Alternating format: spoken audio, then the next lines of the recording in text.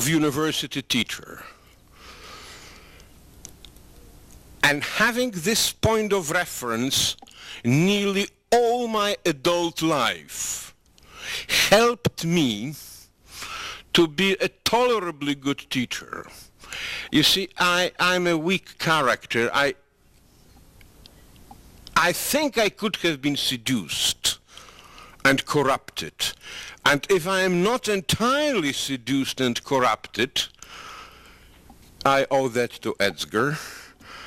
And I am very grateful for this. And I am very grateful for this, that every second or third week when I get your letter, I know it's a letter from a very wise man.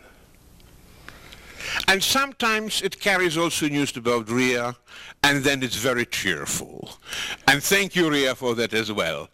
And thank you all for listening to me. Thank you.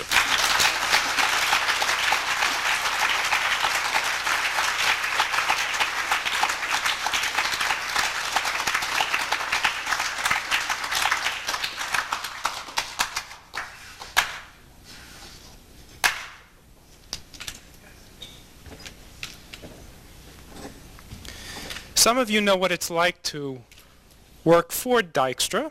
Some of you know what it's like to work with Dijkstra. But very few people know what it's like to have Dijkstra work for them. The next speaker is also an ex-scientist. Dean Marianne Rankin once was a biologist, and now she's a dean. Marianne.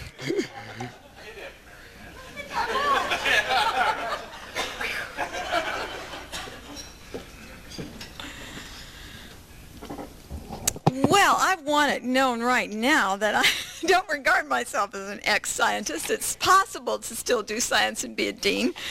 You just can't do very much of it. But it's an honor to have a few moments here to give some of my reflections on Edsger.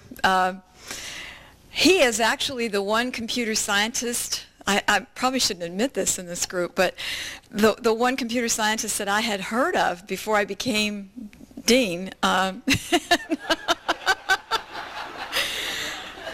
mean, you know, on an individual basis.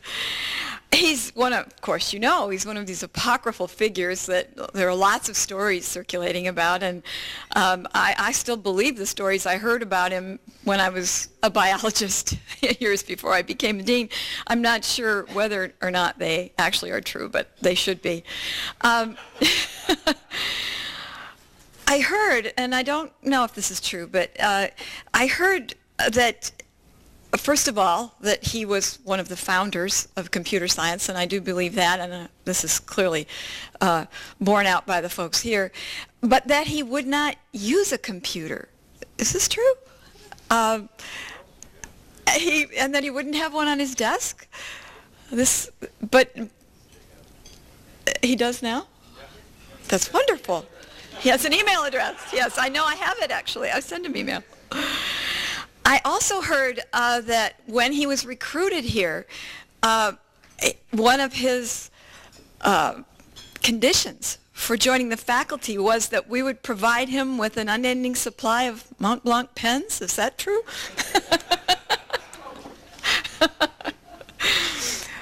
In any case, when I became dean, I realized actually that this was not such an unusual thing to have done, because actually when you recruit people, chair level people, very special people, you have to do very special things, and so that didn't seem such an unusual possibility. But in any case, before I met him and had heard all this about him, I expected him to look like Moses, or you know, possibly carrying the Ten Commandments with him. And actually, the first time I spoke to the computer science department, I had the same experience that David Grease described, where I made some sort of remarks at the department, and I saw this youthful sort of funny man. I mean, he was making sort of funny remarks at the back of the room, and I enjoyed a little exchange with him, and I had no idea that this was the great Edsger Dijkstra. So it was sort of an awakening. And since then I have found that actually, in contrast to your experience with him, he's actually one of the most charming and courtly people I've ever met. And I don't, either I'm seeing another side of him, or I don't know, maybe he behaves differently to deans than he does to his colleagues and his subordinates. But anyway, it's been an honor to be the dean of a college in which Edsger was one of the faculty. And certainly he's been one of the most important forces that has made this computer science department the very strong, very highly respected department that it is. And you know,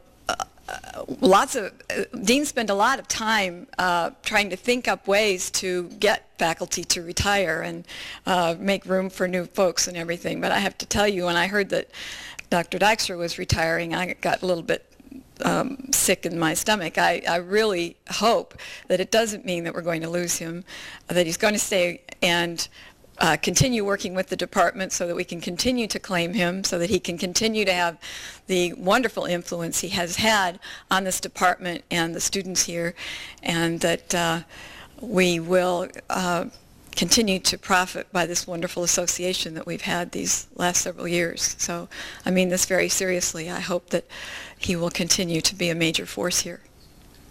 Thanks.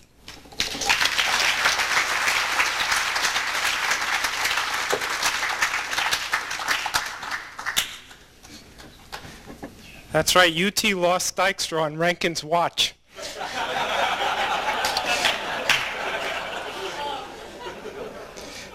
I could say a lot about the next speaker. It's Christoph Abt.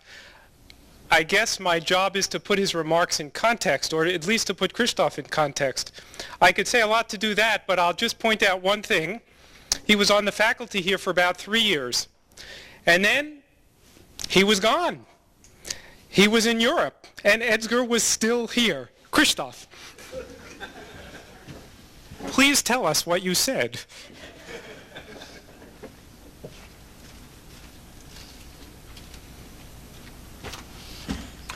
I think one thing I learned from Edsger is that you should stay on course. So I will continue with my preparation and my prepared speech.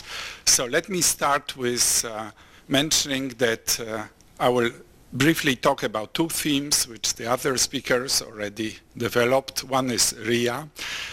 I think that RIA has played a very important role in Edsger's life, and she has always stood by him, next to him, and in some ways I recognize a certain deep stability in Edsger, and this can only happen if it comes from home next to him, and therefore I thought that the right person to thank to start with is Ria, and I thought I should buy something appropriate for her, but I was worried that if I buy something for Ria, it could become also for Edsger, so I wanted to prevent this. So what is it? Cheese.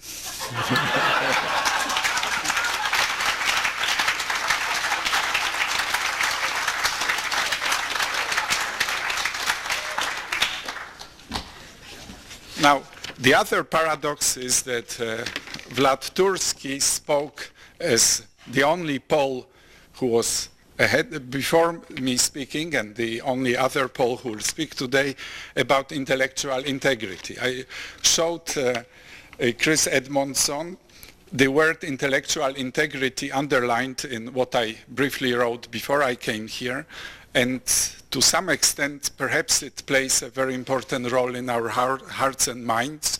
So I felt, in spite of the fact that Vlad developed